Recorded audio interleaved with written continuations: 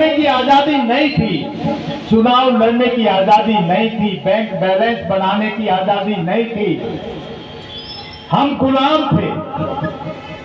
उस गुलामी की जंजीर को तोड़ने के लिए हमारे पूर्वजों ने, उस टाइम के योद्धाओं ने, आज तो हम बुजुर्ग कह देते हैं, लेकिन उस टाइम तो नौजवान साथी के योद्धा थे, जिन्होंने लड़ाई लड़ी, अपनी जान दी, कुर्बानी दी, जेल गए, और इससे भी ज्यादा अपने जेल और फांसी तो गए, उस पूरे परिवार की जायदाद अंग्रेजों ने सरकार के खाते में डालने का काम किया था।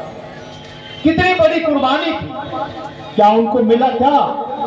क्या उनको आजादी के बाद किसी ने जमीन का पट्टा दे दिया, किसी ने नौकरी दे दी? क्या फैसिलिटी दी?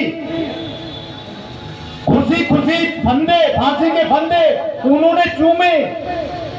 महात्मा गांधी, पंडित जवाहरलाल नेहरू, सुभाष चंद्र बोस, सरदार भगत सिंह, कितने लाखों लोग ऐसे थे जिनको जानते थे, कितने लाखों लोग जो गुमनाम के नाम से चले गए, जिनको सिर्फ एक सीमा में जानते, भाई फलाना रामलाल स्वतंत्रता सेनानी शहीद हो गया, हरिचंद स्वतंत्रता सेनानी शहीद हो गया, जवाहर सिंह जी जेल चले गए, एक सीमा तक रह गए। उन्होंने किसके लिए करी है अपनाई, किसके लिए फांसी? वो सिर्फ इसलिए कि मेरा देश आजाद होगा, और आजाद होगा तो हम गुलाम नहीं रहेंगे, और हमें बोलने का, पढ़ने का, बैंक बैलेंस बनाने का, फैक्ट्री लगाने का मौका मिलेगा। वो मिला। आज सत्ता पे बैठे हुए लोग भले ही कहें कि 70 साल में कुछ नहीं हुआ। आप याद करिए, जिस देश में एक सुई तक नहीं बनती थी, आज बड़े बड़े पैटर्न टैंक, उद्योग, मेडिकल किसने लगाए? क्या बीजेपी सरकार ने लगा दी? क्या मेडिकल जो एम्स है इन्होंने बना दिया था? क्या ये रेल चल रही है इन्होंने बनाई? क्या मेट्रो रेल इन्होंने बनाई? क्या हवाई जहाज बीजेपी ने बनाए? ये हमारे उन पूर्वजों ने, फ्रीडम फाइटरों की देन थी।